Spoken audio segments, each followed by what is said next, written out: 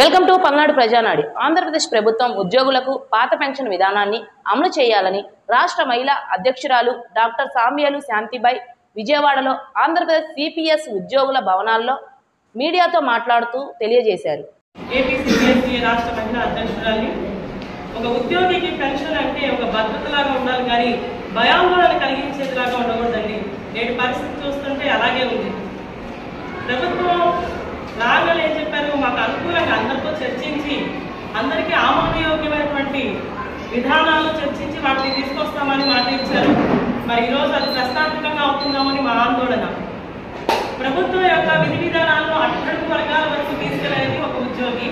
మరి ఆ ఉద్యోగి యొక్క సంక్షేమం చూసుకోవడానికి ప్రభుత్వం యొక్క ప్రధానమైన బాధ్యత. కనుక మేము ఎన్నో సంవత్సరాలుగా సిపిఎస్ జీపీఎస్ మాకొద్దు, ఓపీఎస్ కామధేనువు మాకు కావాలని ఫైట్ చేస్తూ ఉన్నాం. అనేక రాష్ట్రాల్లో అమలవుతుంది ఓపీఎస్. మరి రాజస్థాన్, పంజాబ్, జార్ఖండ్, ఛత్తీస్గఢ్, హిమాచల్ ప్రదేశ్ ఇన్ని రాష్ట్రాల్లో అమలవుతున్న ఈ ఓపీఎస్ విధానం అన్ని సోర్సెస్ ఉంది, అన్ని విధాలుగా అనుకూలంగా ఉన్న మన రాష్ట్రంలో ఎందుకు అమలు చేయలేకపోతున్నారో ఈ సందర్భంగా నేను ప్రశ్నిస్తూ ఉన్నాను. కనుక ఈ ఓపీఎస్ విధానం మాకు అమలయ్యేంత వరకు కూడా ఈ ఉద్యోగం ఎక్కడ ఆపేది లేదు, ఇంకా ఉధృతంగా వెళ్తుందే కానీ ఇది ఎక్కడ ఆగేది లేదు. ఈ గెజిట్ విడుదల అవ్వగానే, జీపీఎస్ గెజిట్ విడుదల అవ్వగానే అట్టడుగు స్థాయి వరకు ఉద్యోగులందరూ కూడా ఆ విప్లవ జ్వాల అనేది ఆటోమేటిక్గా అందరూ కూడా జాగృతమయ్యారు.